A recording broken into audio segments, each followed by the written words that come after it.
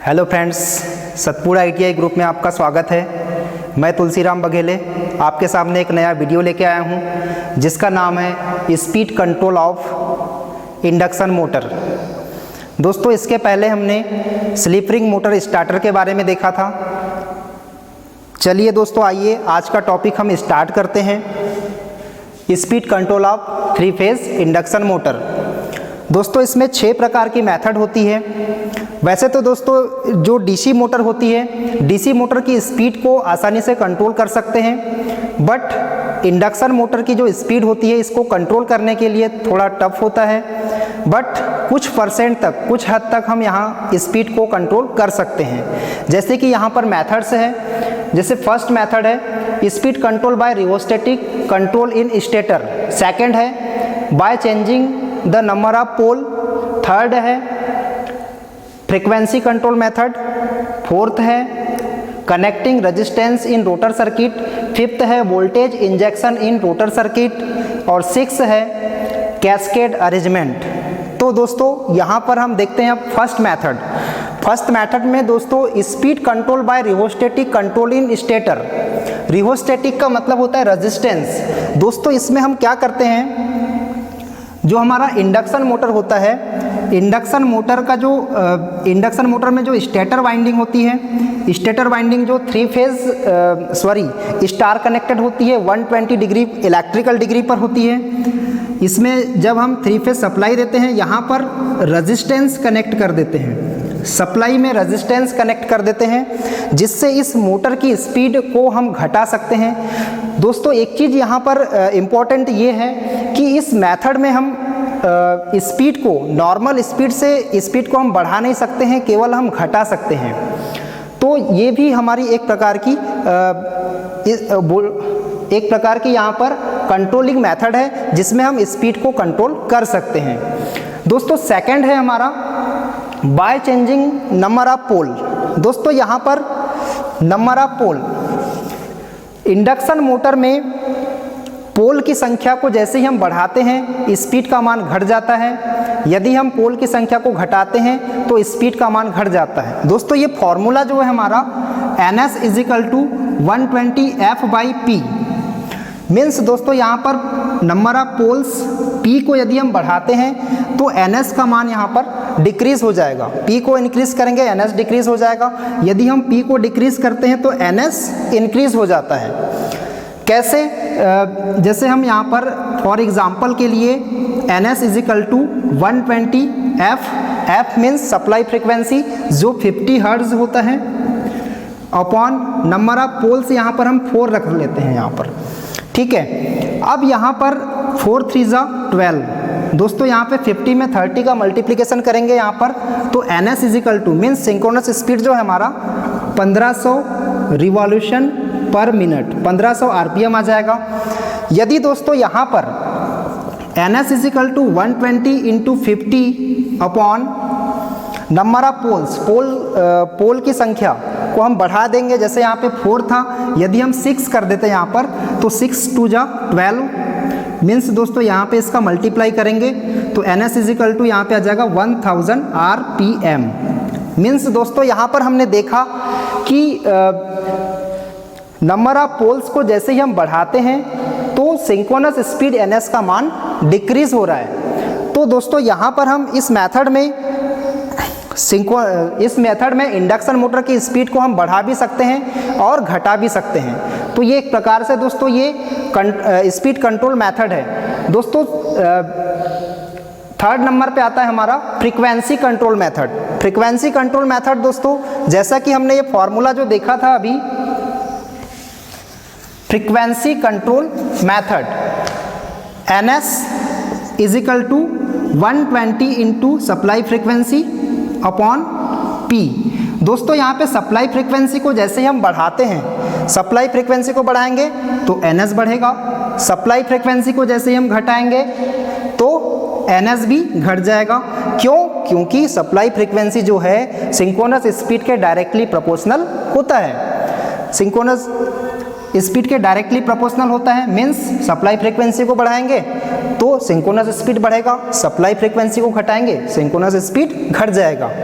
तो दोस्तों ये भी एक प्रकार का हमारा स्पीड कंट्रोल मेथड है। दोस्तों इसके बाद आता है connecting resistance in rotor circuit. Connecting resistance in rotor circuit, rotor circuit से हम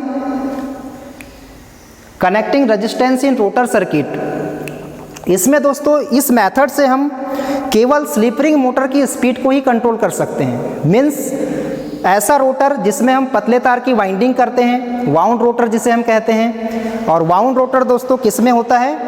केवल स्लिप रिंग इंडक्शन मोटर में ही होता है। तो दोस्तों इस इस मेथड से हम केवल स्लिप रिंग मोटर की स्पीड को ही कंट्रोल कर सकते हैं, मीन्स घटा सकते हैं। नॉर्मल स्पीड से इस मेथड में हम नॉर्मल स्पीड से स्पीड को बढ़ा नहीं सकते हैं, केवल हम घटा सकते हैं बस।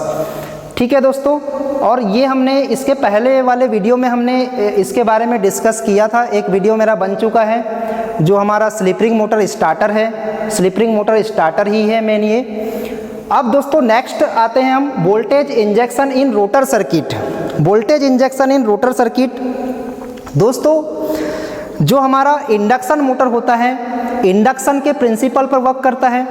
इंडक्शन के प्रिंसिपल पर वर्क करने के कारण इस मोटर के रोटर में ईएमएफ इंड्यूस्ड होता है। दोस्तों हमने मान लिया कि हमारे रोटर सर्किट में E2 मान का ईएमएफ इंड्यूस्ड हो गया।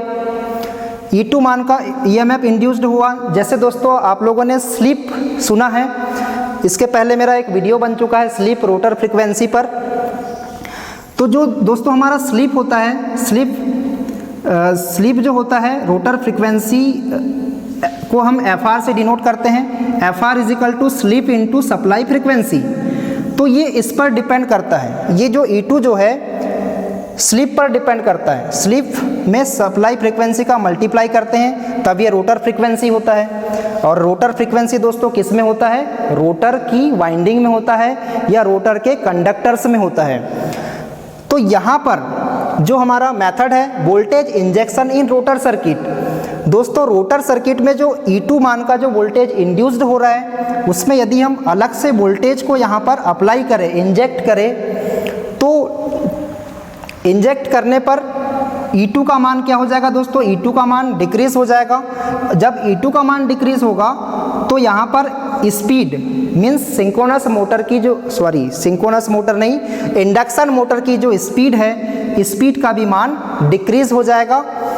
और यदि दोस्तों जो इंडक्शन मोटर का रोटर है इसमें E2 मान का जो वोल्टेज इंड्यूस्ड हो रहा है, यदि हम इसी मान का वोल्टेज यहाँ पर इंजेक्ट करें तब हमारा रिलेटिव स्पीड जो है मोटर की रिलेटिव स्पीड n का मान क्या हो जाएगा? 0 हो जाएगा।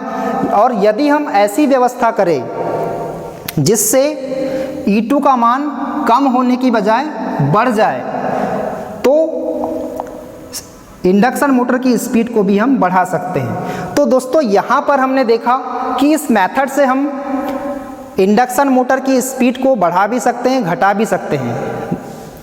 अब दोस्तों आता है हमारा कैस्केड अरेंजमेंट। 6 नंबर की मेथड है हमारी कैस्केड अरेंजमेंट।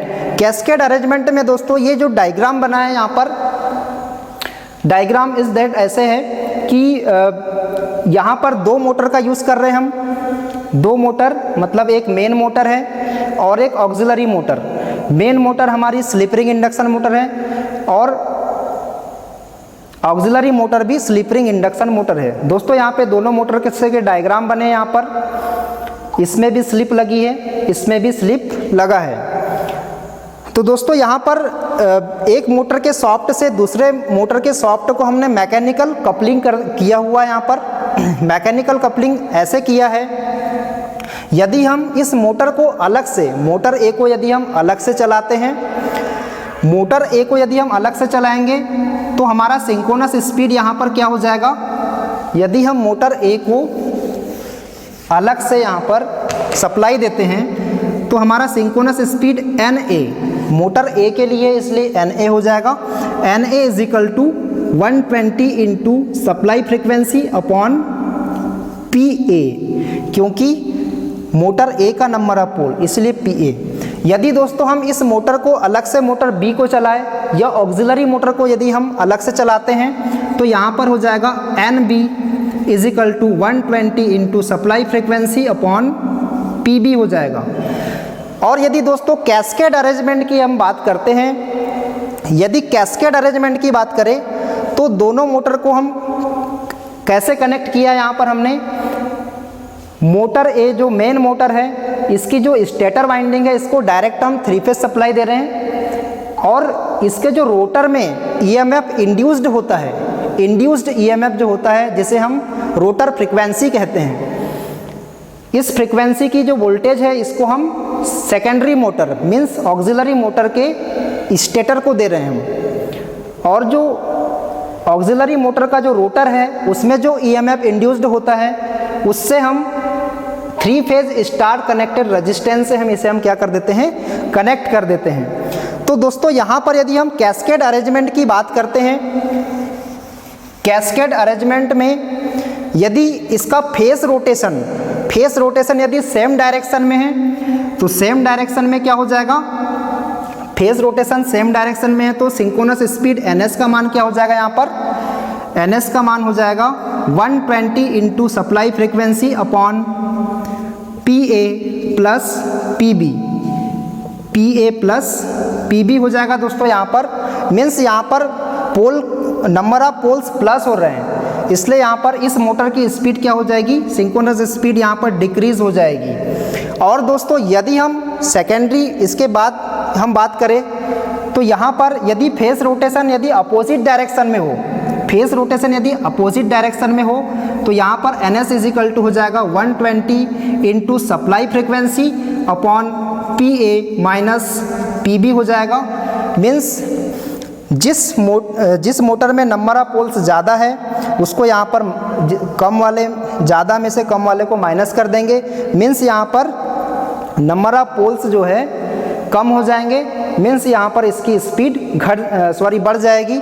मीन्स दोस्तों यहाँ पर इस मोटर में इस मेथड में हम क्या कर रहे हैं, स्पीड को बढ़ा भी रहे हैं और स्पीड को घटा भी रहे हैं। तो इस प्रकार से हम यहाँ पर स्पीड को कंट्रोल कर सकते हैं, 3 फेज इंडक्शन मोटर की स्पीड को यहाँ पर हम कंट्रोल कर सकते हैं। तो दोस्तों आज हमने देखा यहाँ पर जो हमारी 6 प्रकार की जो मेथड है इसके बारे में हमने देखा। यदि दोस्तों ये वीडियो आपको पसंद आए या अच्छा लगे तो अपने दोस्तों को शेयर करिए जिनको इस वीडियो की ज़रूरत है, और लाइक तो कर दिया करिए। और दोस्तों इसके बाद मेरा नेक्स्ट वीडियो आएगा जो 3 फेज इंडक्शन मोटर है। 3 फेज इंडक्शन मोटर में जो लॉसेस होते हैं, कौन से लॉसेस होते हैं, इसके बारे में हम नेक्स्ट वीडियो में चर्चा करेंगे। Thank you.